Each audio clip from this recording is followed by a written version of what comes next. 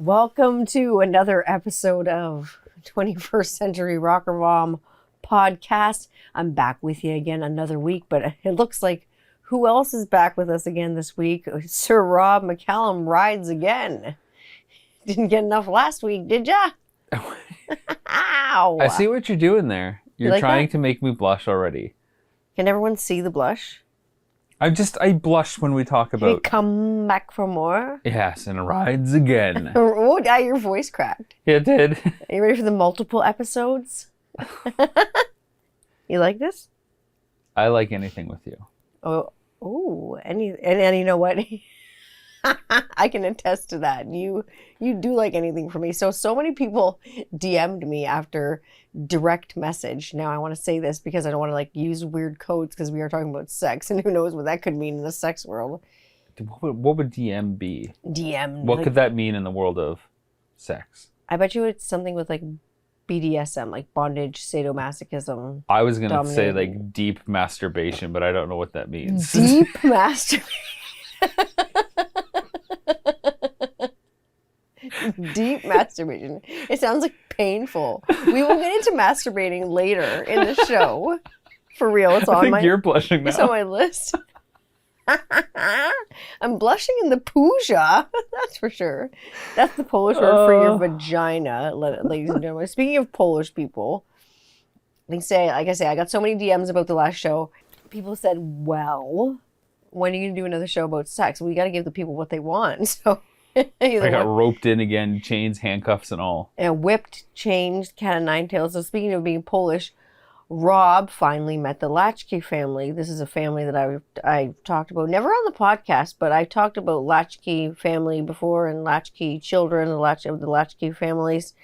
So we're having a discussion around, I don't know, it was the breakfast table. So weeks ago now. And after you got back from filming, and you'd gotten back from quarantine. And I said something about children coming home for lunch. I said to our son, I'm like, "Oh, you just be lucky that you're home and you can have lunch whenever you want and a snack whenever you want. You wouldn't want to be one of those latchkey kids." And I'm like, yes. Rob looks at me and he's like, he thinks it's a Polish family that I know. And I'm like, he's like, "Who are the latchkeys?" I'm like, latchkey kids. He's like, "What's a latchkey kid? Who are the latchkey kids?" I'm like, kids that have their own key to the house. They're responsible for themselves. The parents work and they let themselves in at lunch and after school. They're called latchkey kids. That's what we called them growing up. And Rob, you thought it was what? Someone I grew up with down the street? Yeah, I mean, look, okay, we talk Golden Girls and we talk, Perfect Strangers. So I'm thinking, this is your St. Olaf family down the street. The Latchkey family. You wouldn't want to be one of them kids coming home for lunch and not having anything there. Oh, fuck no, because all my stories are fucking St. Olaf. So many of them are like that. And if it's not your story, it's your sister or your mom sometimes kind of throws one of these out there. Not so much your dad. He doesn't have so many St. Olaf stories. But he's not really Polish, so... No, he's not Polish at all. Yeah. But you're Polish by penetration. It's P by P. It is P by P and V. It's hilarious. It's just so funny that you thought that this was a family that... I was waiting for the tall tale of the Latchkey family. Here was the first crumb that you were kind of doling out to the kids. Here's your moral kind of story, your cautionary tale of the Latchkeys. Oh, you should be lucky. I mean, you could be like those Latchkey kids. And I'm thinking, what these are the people that sleep under the stairs or no, but that live in the woods. They're not like Harry Potter, Polish Harry Potter people. No, they're not. Just not. The latch. It's just kids it's actually quite boring. It's just kids that fucking actually let themselves into their own house. Yeah. But it's it sucks. I was not a latchkey kid. Totally off the topic of sex. Well, my parents had sex, so I was born, obviously. But I always had a parent home, or an adult, a grown-up person was home. Or my grandma, my Oma was there. After school, someone was always there. Even through your teen years? Yeah, no, when I got a little bit older, I let myself in and my friends, and we went downstairs and smoked pot, or I went and made out with boys or whatever. Yeah, but okay, this is what I was going to talk to you about, okay? You're making out with boys, nobody's home. Uh-huh. You don't know how long that window is. Oh my God. And when you hear the garage door or the house, That's terrifying. It is terrifying. I wonder who it's more terrifying for, the parents or the kids? I don't know. Like for me, it would be like parents now. Like, but for me then, it was like horrifying. Like I remember like having boys over, or whatever, and What do you? fooling. You're My sister would be home, and I'd be like, she's go upstairs. She's a bit of an accomplished pianist, right?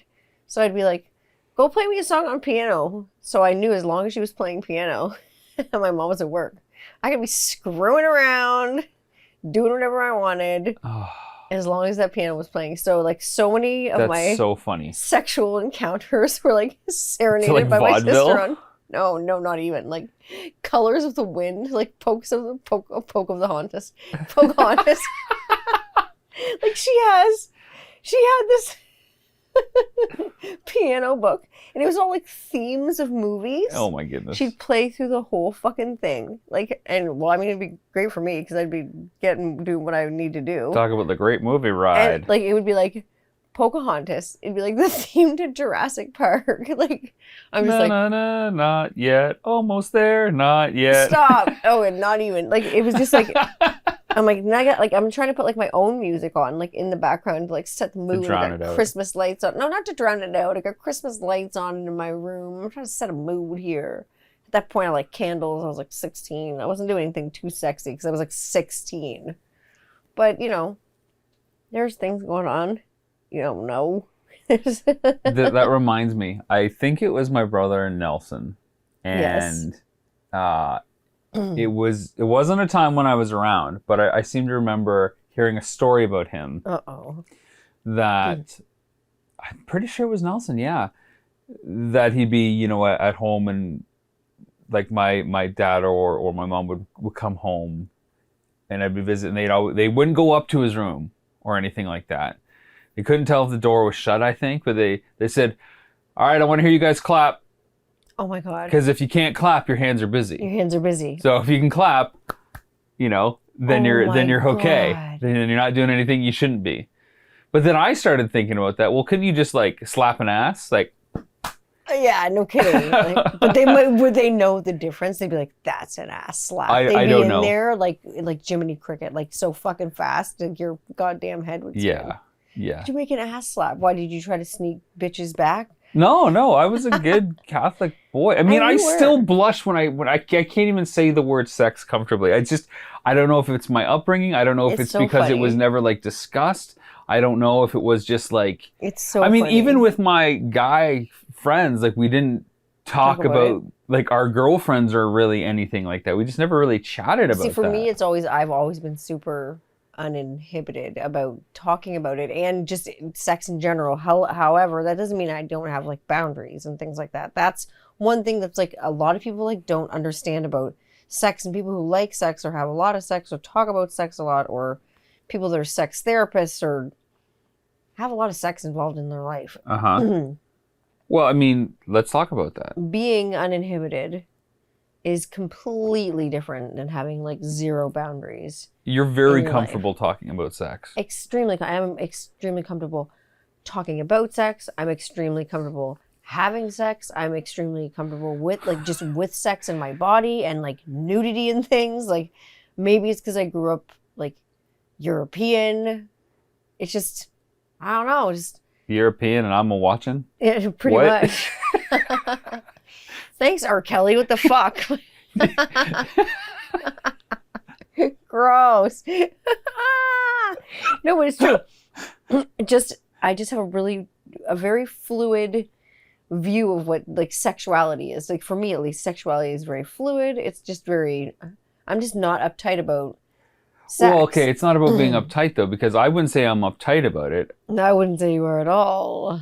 It's just not part of like my lexicon. It's not part of my daily discussion point like it is with you. Like you'll just whip it out of nowhere, like over bacon and eggs. You'll talk about, something that occurred the night before that put a smile on your face and has, since stuck it there, or stuck it then, or it's like the kids are going to watch their cartoons, and you and I are just sitting at the breakfast table talking. So I can say things. Got an earshot. Kids go to school.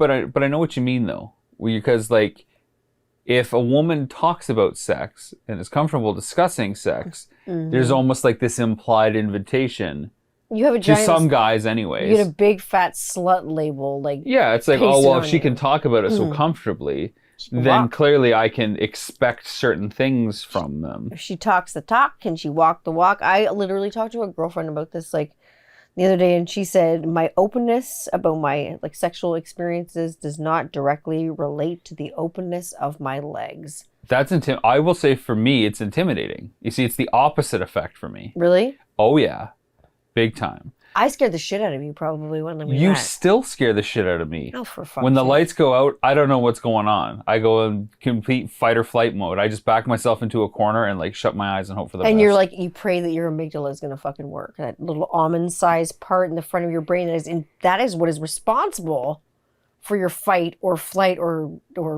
fuck response. Triple F. The triple F. That's your amygdala. You just cross your fingers and hope Hope that we come out alive. no one here gets out alive. One and one is 5. No, it's not. It's 4, but Yeah, I mean, it's just like, well, let me ask you this, because you brought up sexual topics and discussions and queries and were quite forward with your language when we started courting one another. And you must have noticed right away I wasn't all that forward in response. well, you weren't. It wasn't that you weren't all that forward. You were pretty chuffed. I would say that. But Oh, well then. I was like the first one to like plant one on you, and I was like I was just very forward with my sexual advances, and that's just I was very comfortable with you. I think also when you have a partner that you're super comfortable with and someone that you trust, that also lowers your inhibition, not your boundaries. Like, it's not that I'm just going to go do something crazy with this person. Like, I'm not going to just, find Joe Blow off the street. This is not a thing like that. It's just because you talk about sex doesn't mean you're just going to go out and have it with anybody. Yeah. I think the big word that you used there was trust. Absolutely. There has to be trust, and you have to feel I feel like you have to feel safe with the person. I think trust makes a huge difference, and I am not a very trusting person at all.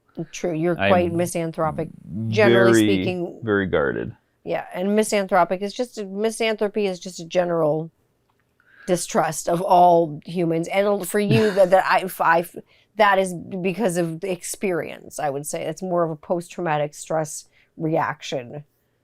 To what you mean? What do you mean? You generally not trusting people? Yeah, where are you coming from? Where am I coming from? Has anyone watched any of your movies? Oh. Has anyone seen Missing Mom?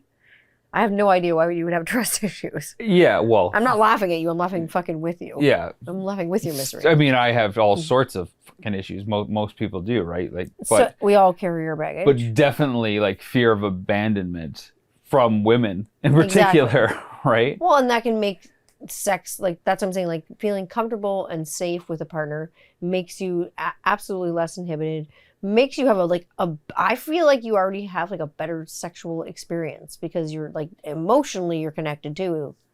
Yeah, I can unequivocally say that you're the only partner I've ever trusted. I'm gonna have to agree with that too. Yeah, I'm gonna say 100%. You're definitely the only partner I've ever trusted. It's like let it wild, just go wild. It's like the Wild Kingdom. It's really strange though, because I've been married before, I've been in relationships before, and you would think that's kind of part of it, and maybe it should have been, but it's like when you go through battle, you get your scars, and as you go through this life that we've got, you kind of learn and you get wise with every trial. Totally, you definitely like learn something. And sometimes you got to take some chances, and sometimes you get the heartbreak with that. But then sometimes you get the great reward too. Absolutely. You go through bad things and you come out, better actually on the other side. And for us, the trust, it's a whole level of comfort that I didn't know was possible when it came to a physical connection like sex. Because there was the physical side and then this whole emotional side that reinforced it. So they wasn't like two separate things. Yeah, and it's nice when it's one thing, because in my mind, that's what I think sex should be. I don't think it should just be just like get it up, get it in, get it out. Don't mess my hair, no. The Bone Ranger. Well, Terrible. If I can, I think that's the difference between sex and making love. Yeah, true. I Sometimes mean, you gotta like have that sex. I don't mean to be like old fashioned and try to stick No. labels and, split hairs, but I think, there are times when we're just getting dirty and we're having God. sex. Oh yeah, we're just. And like, then there are times where just fucking. and then there are also times where we're making love. True. And then there are times it starts out as one thing and becomes another. And there's sometimes something happens that defies either category, and it's just like, I need a minute here. It's category 9. It's crazy. Like what? Okay, so this is a question that I've always wanted to ask like a man. I don't think I ever have. I'm dreading this. I don't know what's gonna come. I keep saying that phrase too. It might be you. It might be. What is it like to have sex with me? Like, what is it like to like? To have sex with you? No, I don't mean like personally. I don't want everyone to know what it's like to bang me. What is it like to have sex with what is like Tanya Makalu? What is it like to like penetration? Like, I mean, I put my finger in my butt before, but like. Oh, you wouldn't say you've been penetrated? But come on now. I mean, I don't. Like, what is it like to, what's that like? Is it like going through a door? Like, what's it like? Oh my God, I don't even know how to answer that. Of course, there's the American Pie analogy. Like, is it like warm apple pie? Or is it like a different flavor? Well, I gotta tell you, like, there's a lot of pressure on dudes when it comes to sex. Okay. And it's like there's so much. We're just talking about like heterosex here. I'm sorry for anyone who is listening who is not. I mean, what I'm about to say could go in either category, but we will get to the hetero nature. Yeah. The pressure to rise to the occasion, to be ready, to be present. It's like there's a whole like checklist. It's like, you're starting a plane and you got to go all around the plane to make sure everything's functioning before you take off. Yeah. Check the cockpit. And so there's a lot of pressure, and the insertion of penetration is kind of like way down on the list because a whole bunch of other things have to happen to get there. Okay, and so you've got to make sure it's all working like the right way to pick that moment to penetrate. Just like get it in. Because you got to wait for consent too. Well, yeah, I know. You got to get the signals, the sign, and when you kind of reach over and you're not grabbing my, chest hair anymore, you're grabbing something, much more southern. And then that's a pretty big sign. Yeah, that's a sign of absolute consent. Yeah. He dragged me around the room, and I'm just like, okay, I get it. I have hands that you can pull too. I'm like, well, I wanted to get the third hand, so it's it's honestly like a roller coaster, and I'm sorry for all these stupid analogies. A roller coaster. Because like you're like getting ready to go in something, and you're like just waiting, and you're climbing to the top of the roller coaster in the car. It's like, and you're getting to the top, and just as you insert, then it's like, okay, here we go. I'm on the roller coaster. Yeah, and sometimes it can be, depending on what happens leading up to penetration, it can be tougher to get in. Sometimes it can be, like really easy to get in. Sure. It depends what's going on. And it's, the warm apple pie thing, sure, I guess. Some people, I've heard it's like putting on, winter gloves because it's just like that sleeve that covers. A sleeve. A meat sleeve. Meat sleeve. That's so funny. Oh my God. Well, I don't have a penis. Like, I know. I mean, like, what's it like to write your name in the snow? It's like the same like fucking kind of question. Have you ever written your name in the snow? With pee or with like a pen? With pee. Why would you write your name in the snow with a pen? Of course. Well, I mean, I've tried. Of course, I've tried. Like, did you write your whole name or just Rob? I kind of did more like tic-tac-toe. I mean, that's the thing I used to do as like a kid or a teen. It'd be more like here's an X or here's a big circle or like pee funny in the or snow. just like like Niagara Falls. Guys are weird with their wieners. Like, this is why I ask these questions. Guys are weird with their wieners. It's true. This is why I ask these questions because like there's the penile fucking obsession. Like, it's just with. Once you're in, to answer your question, it's warm, it's comfortable, which is why like the whole like the thrusting in the in and out. It's like you only like withdraw to thrust again because you want to get back in there. Like the thrust is good because of the friction, right? It's really good. Like it's good. I know. You know, like it wouldn't be sex if you just got in there and stayed in there. Like those moments are nice when there's no thrusting and you're just close and everything and you're just feeling like fully inserted. Yeah, but then you're just like hanging but out it's just like inside each other. But part of the insertion, the act of inserting, is really kind of great too. And you want to experience that over and over again. Over and over again. Okay. Yeah. So that's what it's like. When you're in love with a beautiful woman. It's like climbing into bed after a ride. The analogies aren't going to stop because I'll never be able to accurately describe it. It's like climbing into a warm bed and just getting under the covers and it's so nice. But then you have to get up to go to the bathroom. But then when you get back into bed, it's so nice. And then you have to get up and check the kids. And Is like, it a water bed? Could be. Probably is.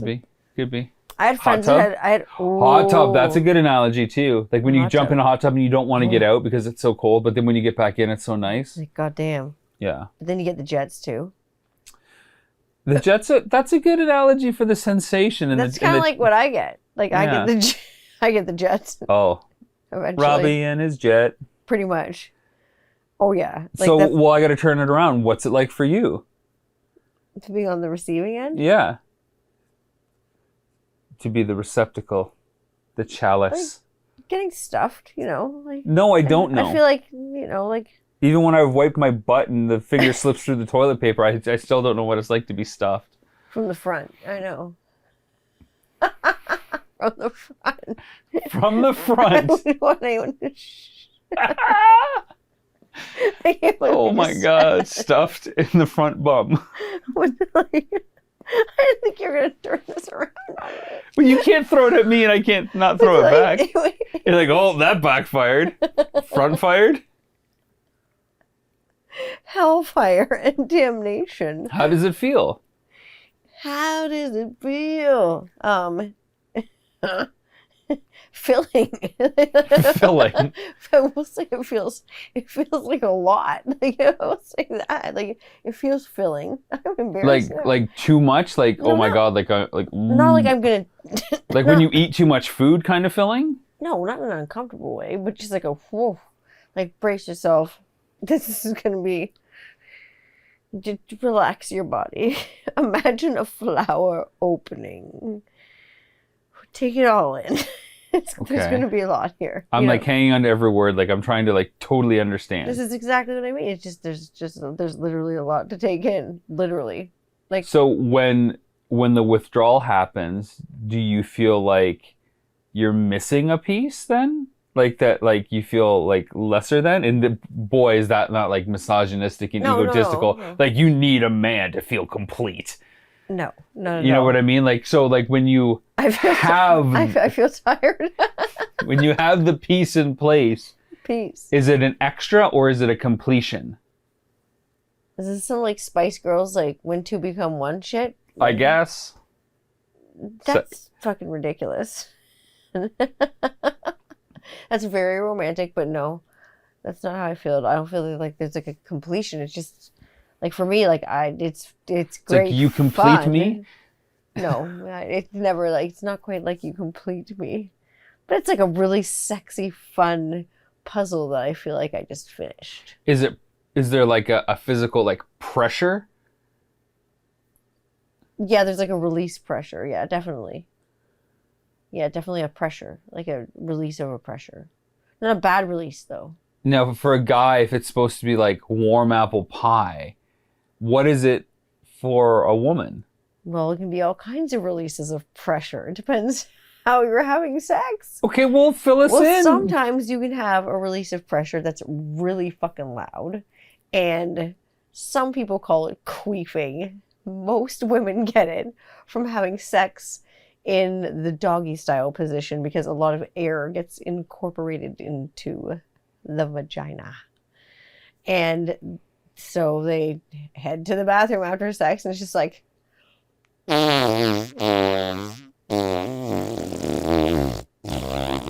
but like flappier and loud. And for a guy that's never heard it before, it can be a funny experience because it was so funny for me. It sounds like I was like, is she okay? Did I give her like diarrhea? That's what I thought. Like I like upset your stomach or something. it sounds like a symphony of underwater tubas. It's like under the sea, men. And oh, that blowfish blow. Boom. I was like, I honestly thought like I hurt you, like your innards somehow. Like, have you never had sex with a girl like this before? This is what happens. God damn it. I'm like, oh my God. And when you found out, we finally found out what happened, you almost pissed yourself. Like, I thought you were going to die. Well, again, new experiences, right? Exactly. New trusting, new trust means new experience, exactly. new And comfort. then like we were like hanging out a lot and we were like fooling around a lot. And at that time, like I've been sober and so have you, like from alcohol for years. And literally years, we haven't touched a drop of booze. It's just not our jam. So it just makes you sick. I don't like it. That's my. I love the idea of having a cold beer. Sure, like the idea because it's cold. But I don't love the idea of my stomach being in knots. I'm like, I hate the idea of shitting my pants. Yeah. Yeah, totally. I hate it too. Completely. But what is the sensation like? Is it warm apple pie? Like the actual physical touching of that part of, that part into your body? Or is it like, what's the analogy? A cork going into a wine bottle. So the texture of cork in glass is what you feel when my goes into your... Yep. Glass. No, I'm not saying glass. I'm trying to figure out what the texture is like for you. Meaty. I don't... Meaty, so like a turducken? Like stuffing a turducken? One thing inside of another thing, kind of, yeah. But it's more like putting watermelon inside of a peanut. Like, oh my God. I guess. What? Okay, well, I mean, this is the whole size doesn't matter, size does matter thing. It does matter. I will say. How so? Well, because like, if someone is too small, that's not going to work, like anatomically, I would imagine. What do you mean it's not going to work? Like function? Or I'm sure achieve I'm sure it can success? Get up, but if somebody's got a dick the size of a fucking mini Bic lighter, it's not going to be fucking helpful. Like, I'm sorry, there's no motion in the ocean that's going to make that great. I am sorry to anyone who has for you, for me, for the woman, yeah. There might be some because the guy will be fine. Exactly, but for a lady, there might not be a lot of. The wind blows the right way. Any guy is going to achieve the natural, predictable progression of things. For the lady or I'm just gonna say, not even gonna say for the lady. I'm gonna say for whoever's on the bottom, there just might not be a lot of deep dicking action because if it's just not there with a length, that's one thing. And also girth is a thing too. It's just a thing.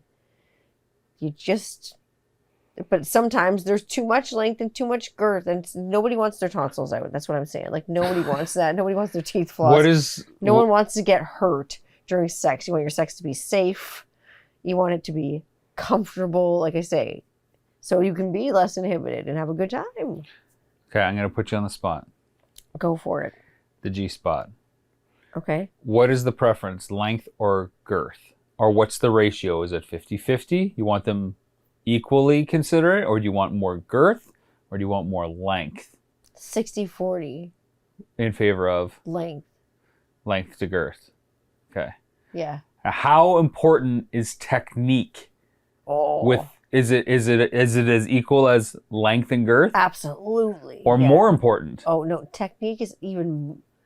No, technique is like a 50-50 thing. It's like you gotta have the whole. Not only do you need the tackle, you got to know how to fish. Yeah, exactly. You gotta have that whole package going on. You gotta be like the fisherman's friend. You see, I would have thought that technique would have made up for some lacking in the physical department. No, because a guy can learn how to do something better, but he can't really change the anatomy, and so he could make up rather than just rest back and rely on. But you know genetics. what? Sometimes nature is just really kind, and I'm gonna just be thankful for fucking what I have. Okay. And what you got going on. So I'm well, just gonna be. Well, that's nice of you. I'm just gonna say sometimes nature's kind. Sometimes fucking nature is cruel to people.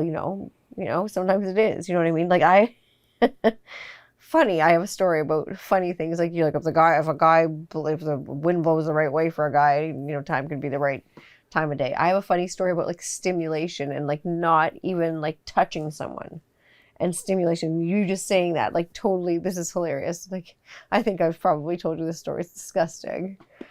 I was dating this dude and I think I was like in my like late 20s. I'd been with like a long-term boyfriend and we'd broken up, and then I'd had a summer of just like dating a lot of dudes. And I was dating this one particular guy and we got out for like a little bit, not long. And we're like making out, but like that is literally it. Making out on my bed, that's it. There's a little bit of like grinding going on, but that's it. Not dry humping or anything like this. We'll get to dry humping later. We will. Yeah, well, maybe hot. Yes, I love dry humping. But no, but seriously, all of a sudden, he just like, I'm just kissing him. I slip him the tongue. All of a sudden, he just like backs right the fuck up. He's like, oh, I'm like, what the fuck what did I do? Has this guy never been French kissed? I'm pretty sure he said sex He's like before. knock his tooth out with your tongue? What am I, like 27 years old? No, I didn't knock his tooth out at all. He's like, I gotta go to the bathroom. I'm like, what? I'm like, oh God, he's got diarrhea. I was thinking, what are you thinking? I'm waiting for an underwater symphony. No, he comes back in the room with his jeans on, but his underwear in his hand. He's like, I blew it. I'm like, He's like, I blew it. I'm like, what do you mean you blew it? He's like, can you put these in your washing machine? I'm like, your underwear? He's like, yeah. I'm like, what do you mean you blew it? I'm like, oh my God, you fucking, did you jizz your pants at like 28 years old? Did you blow it, your load in your pants from making out? You're so stimulated. I was like, get the fuck out of my house. Well, let's try to look at this from the other side of the coin. That's Maybe he was never just like really happened to turned me. on. That's never Maybe happened. he didn't believe in, you know, firing a blank before the rendezvous. He should have fired one off big time. That was nothing. Like compared to how erotic dry humping can be, and you know how much You're like aggressively pointing at me at this point like, for everybody listening. I'm like, you know how much I love dry humping and how I think dry humping is one of the most underrated, most erotic things a couple can do with the clothes on top of the clothes. You know, with the imagine what you can do with the jeans off, but like you can do it with the jeans on. Like what's nice about it is it doesn't say that we're going to have sex necessarily. You could just be making out and being cuddling and stuff, and then, you know, petting and dry sex. Petting turns into dry humping and exactly. It's touching and stuff like that. Underrated eroticism. But you can still, you know, you still don't have to go down the sexual path. Now there's the awkward, okay, I'm going to take my shirt and pants off and we're going to have to pause this for a good 15 seconds or whatever it is, that to make the transition to go down the yellow brick road. But, you know. Usually dry humping always ends up with wet humping. From dry to wet, the story of us. I will say that it's true, the story of us. It's no one will cry. It's true though. It's such a stimulation, because I remember after having babies, you know, you can't have sex for, well, the doctor says you can't have sex for 6 weeks. Yes. But you can find ways around it to be intimate with each other. Shark month. Shark month. Big time. Month and a half. Shark month and a half. Shark 6 weeks. But I love that was like your biggest concern, or one of the concerns, like after you have a child, like after Scarlett was born, we're like, how are we going to be like physically intimate for like 6 weeks while, you know, your body heals? Well, we had sex like up to like, I don't know, like 2 or 3 days before like I had. I'm pretty sure we had sex the day of, like. Oh yeah, while I was in labor, we had sex. Oh yeah, but like before, like the night right of. before I went into labor, yeah. I'm like, well, I'm gonna go shower this off and we'll go to the hospital. Pretty much, like we were like having sex. I'm like, I'm not in labor. Lower the globe. Like seriously, no, pretty much. I was like lower the globe big time. I was like, I gotta get on top. There's a part where I'm like, I can't see you. I'm playing shows all pregnant, just fucking huge, just being gigantic. You weren't big at all. Oh, I couldn't see my feet. In my mind, I was huge. So like that is. I haven't seen my feet for a decade and a half. Stop. The only time I see my feet is if I take a picture of them and text myself. Hilarious. Oh my God. Now I'll tell you, One thing that we can talk about is masturbation. What was your like? What were you told about masturbation like when you were a kid? I wasn't really told anything. In like Catholic school, they didn't tell you like you get like hairy palms if you whacked off. Or No, something? I didn't get any cautionary tales. I remember like the schoolyard chatter was like, "Oh, this guy jerks off" or something like that. But I didn't even know what it meant. Sure. But they said it. Okay. Yeah, and it's like, "Oh, that guy jerks off," and it was seen like as a bad thing. Like, Okay. oh, that guy, all he does is jerk off all Like the as time. a or jerk whatever. off or something. Not a jerk off, but like, oh, he just like, he Jerks loves off. jerking off. Like that's the kid that jerks off all the time. And I'm like, oh yeah. At school, sure. Yeah, that's the recall I have. And I remember like my dad cornered me about it. Like when he tried to give me like the birds and Like the the bees bird bee talk, which was like second gen discussion already. And like he made it really awkward and I hated the conversation. He's like, oh, you know what to do, right? I'm like, yeah. Cause like I told you before, my grandparents said, oh, we're sure you'll know what to do when the situation arises, right? You'll be responsible. You'll be smart about it. Yeah, they kind of came at it. He kind of like grilled me to make sure that he had like a position of authority and like, oh, I'm gonna tell him how to do it, kind of like father knows best attitude. Like, sorry, Dad. And no like thanks. when that wasn't going his way and I wasn't buying into like the information dump that he wanted to bestow upon me, like the next day he's like, oh, there's a bunch of jizz in the toilet. Did you jerk off into the toilet? And at that point, I hadn't. I'd be like, ever no, masturbated. actually, that's snot. I fucking snot rocketed Like, into the toilet. with complete embarrassment, I thought masturbating was getting a hard on. Okay. So like when you're like 12 or whatever, you can't control when it happens. No. Like all of a sudden it's just like out of whack. bing. Like you don't even have to have a sexy thought. Nope. Like you can all of a sudden No, just it's be literally watching like hormones. cartoons or like playing Sega Genesis and all of a sudden bing. You'd be very excited about something. It's like, whoa. And I thought, okay, well, is my mind masturbating for me? Just like, what is going on? What is this? It's like when they tell you to quit smoking, your lungs sweep themselves out. Your body's just masturbating for you. So I kind of had a negative, like impression of masturbation because like, you know, it was used as an insult to kids on the playground. And then my dad accused me of doing something in a toilet that I didn't understand. It's just like, I don't understand this. No, for me, it was like, I put up my hand in class, like in grade 8, to go like rub one out in the bathroom. Did you like say, hi, I got to go rub one out? No, I was like, can I go to the bathroom, please? And I just go to the bathroom. And rub one out. And then I go back to class and I concentrate. Everything would be better. It would be calm. Everything would be great. It's a great form of stress relief for me. I mean, it isn't anymore because I mean, I have you. I mean, but I mean, no pressure. No pressure at all. But I mean, master of baits. Of course, I think it's healthy that people masturbate. Even if you like, whether you have a partner or you don't have a partner or you do it together or however you get it done.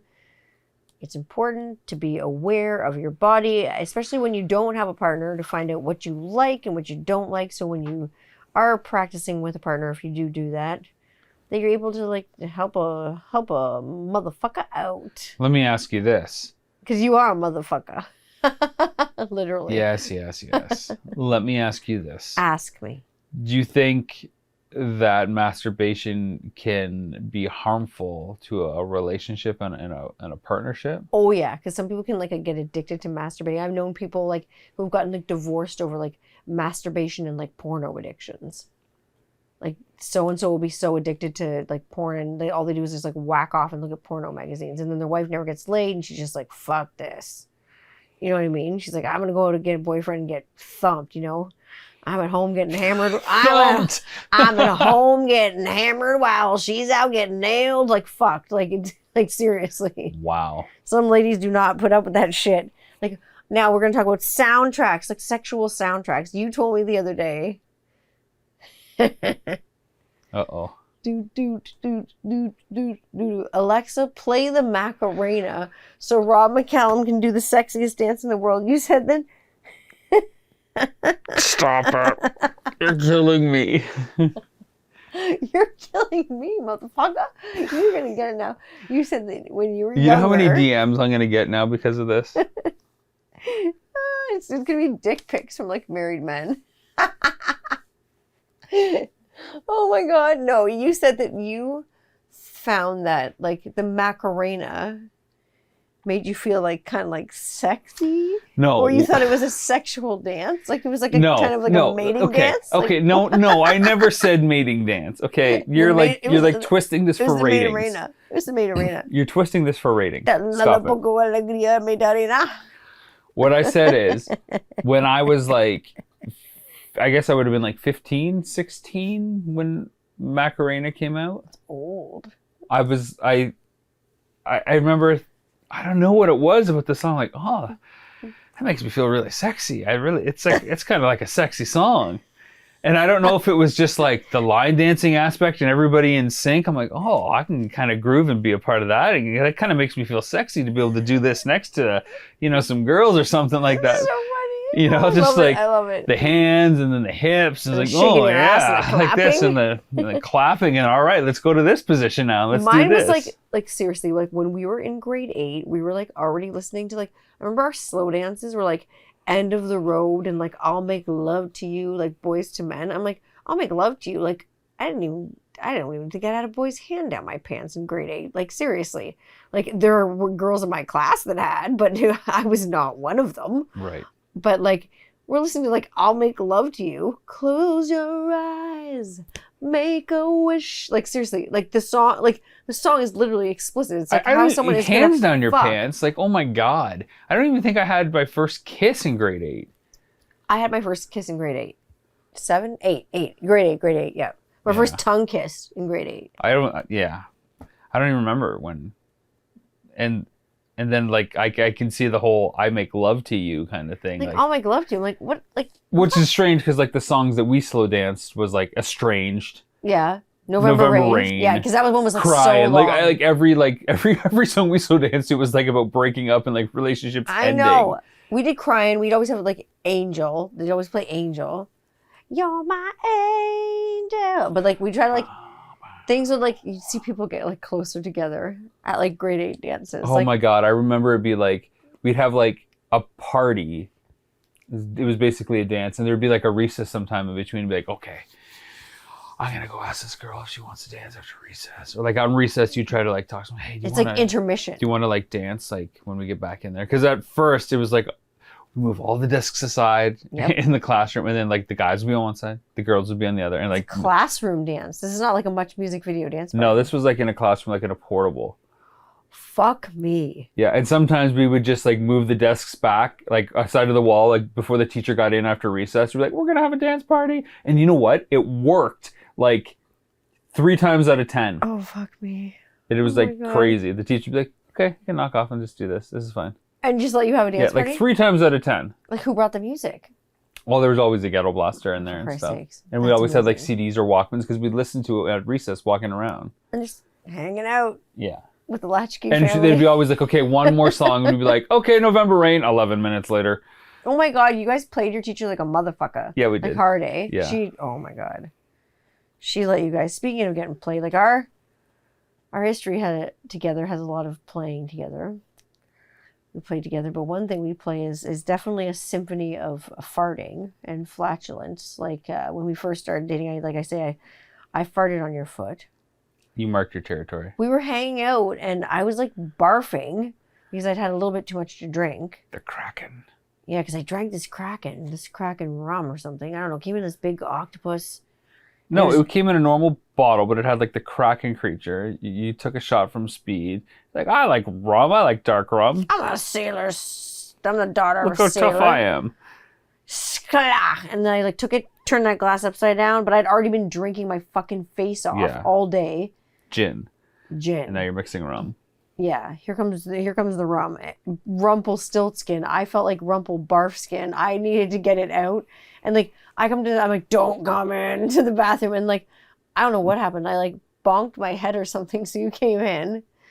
And then you're like sitting behind me. And not only did I come in, I like broke the door to come in because you'd locked it. I know. You like broke it down. You're like, hi. I'm like, whoa. Because you weren't responding anymore. I was barfing. And we heard you like fall or hit the ground. I'm like, oh my God, did she like pass out and smash her head on the porcelain of the toilet? Like I was worried. Like legit worried. Like, so I just like broke she's the not door that down. Stupid. But then here I was, just puking and farting. You came behind me and you're like, came to hold my hair back. You're like rubbing my back, and your foot's like under my butt. And what do? I fucking fart. And I'm like, this is the end. This is the most embarrassing thing I ever. was fucking mortified. I was like, this is the end. He's going to break up with me. Because we had just started kind of dating and bangarang Peter. Like, we just started fucking and just, there was a lot of... And you thought I would break up with you over a fart on the foot. Foot fart. And then like all of a sudden you knew that like farting was okay. So you had like fart blanche. It's like it was great. Because like... Nobody wants to be the first person to fart in front of the other person. I'm always the first person to fucking fart. And like the best part was like the next night or whatever, we were like in like the bedroom or whatever, and we were just getting ready to go somewhere or whatever, and I let one out and went whip, and you looked at me and I said, sorry. Yeah, but you said it like Link Hogthrob. Sorry. Like off of fucking like the Muppet Show. And it was so funny the way you said it. You said it like Pigs in Space style. And it was hysterical. And then, of course, we're fooling around. Level 2. And one's like,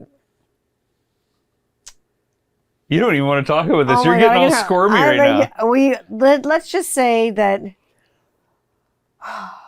we were fooling around big time this evening, and something happened. And I didn't know we should talk about it on the podcast. Well, you're bringing it up, so I guess we're talking about it. Oh, fuck. Oh, my God. I don't know what I'm going to end up having to do for you to make up for this tomorrow, but it's you don't got to make up for anything. Oh, fuck me. Stuff happens. Or maybe don't fuck me. Oh, stuff does happen. And it's always with farts. Well, so, I said to you right away, no, I will not break up with you. After it happened. I was like Machine Gun Mary, like fucking Machine Gun Kelly, like my ass. Like, Can I just say what happened? Fucking just let it out, because I certainly did. You didn't hold it in. I tried so hard, but I was so relaxed. Yeah, you were relaxed, and I was down there, and I'd been down there for a while, and I could feel the tension in your abdomen building. You felt a rumble. And at first I thought, okay, well, we're getting close. This is great. That was not the same rumble in the Bronx. The tension was then starting to shift to somewhere else. And then all of a sudden, something foul. It must be your bowels. Then there was a jiggle in a direction I didn't quite expect to come. And the jiggle turned into a sound and an emanation. A fart in your face. Like, talk about, not just in my face, like in my mouth. You farted in my mouth. You flossed my teeth with your fart. You're a fart flosser. Stop talking right now. And it took me by surprise. It was like a traumatic event. I'm like, did that just happen? And I didn't want to admit that you actually just farted between my teeth. Floss that one out. It's like that scene from the movie Click with David Hasselhoff. He's like, oh, somebody just shit their pants? Like, oh, it's weird. So you can get that big face shield. And then I pulled back, and then there was more. And then you started laughing so hard. So hard. I'm still laughing for now. And then I started laughing, and you like couldn't look at me. You shut your eyes. You were biting the pillow to like hide your face. Today, like for the rest of this evening, I haven't really wanted to look at you. So even doing this podcast with you has been uncomfortable, and I kind of feel like I'm gonna hide my face for the fucking rest of the night. You're just gonna bury your face on the couch. You're gonna put Hell's Kitchen on the TV or something, and I'm just gonna like get some Impossible Whoppers and shit, and just like fucking hide my goddamn face. Well, the nice thing is about filming. With all the different protocols and the PPE that we had to have. I have these visors. And That's not a visor, it's a fucking riot shield. Okay, well, your fart is pretty riotous. You're going to need it. I'm going to need it for the next time we go into the bedroom. It's just going to be me in the riot helmet, nothing else. And that's kind of hot. Well, you're not wrong. I'll fucking take it. I'll take it all the way to the bank riot police. Well, I just got to protect myself. Sometimes you got to be safe. Your riot shield, and your baton. Pow! So how do you feel now that this has transpired? Oh, I feel like I'm going to be laughing about it probably tomorrow, and But I said right away, no, I will not break up with you, which was funny because it was a callback to the other fart. Oh my God. I can't even believe I'm putting this fucking podcast out. I can't even fucking believe it. I can't, but you know what? I'm fucking, because we talk about real life on this motherfucking podcast. So it's going out. Whether people like the Sunday better, it's Sunday today, wherever you are, depending where you're listening. You know, it may not be Sunday for you yet, or it might have already been Sunday. But I'm glad you joined us for another sexy episode. And like the next ones, get ready, get your questions ready, because we're going to get ready for an Ask Me Anything Live. I'm doing a couple other podcasts, like I said. That's about it this week. That's what we've got for sex. You know where to find my uninteresting ass every single week. I'm on Twitter being a bitch, usually at Taney Candler. I'm on Instagram. I'm a slave to the fucking gram. I've learned so much about filters and stories and all kinds of fun things. You can find me on there mostly at 21st Century Rocker Mom. If you try to request me on my personal one, I will have like 124 requests on there right now. No, I don't want you looking at pictures of my kids, so fuck off. I don't do Facebook thing anymore. That's kind of where you can find me. And you can find me on all your favorite streaming platforms, including YouTube, which some of my older episodes will get up on there. If you don't have anywhere to kind of stream it, like normal platforms, Apple Podcasts, Google Podcasts, Spotify, all those good places, you'd be able to find them on YouTube. So you can check them out there at Taney Candler Channel. Otherwise, I will talk to you freaks next week's. And I'll be dropping that live very soon. I will put time and date, all the things. Link. Bring your questions. Don't ask what it's like to have sex with me, because apparently we already know. PPE required. Farts and apple pie. Holy fuck. Jesus Christ. It's coming out. All right, Diana It did Ross. already. It's coming out. Coming. Oh, I'm exhausted. Well, that's sexual healing. You gonna kiss everybody goodbye like you always do? Mwah! I love you. I'll see all you good people next week. I might not see you, but I might see you. Who knows? I might just pop up out of nowhere.